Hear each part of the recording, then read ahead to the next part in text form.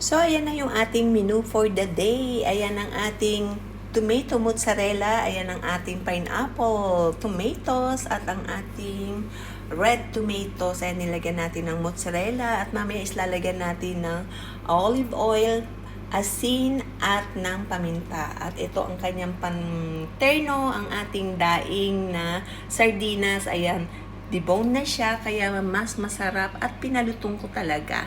Ayan, let's eat! Ayan na yung ating menu for the day. Ang ating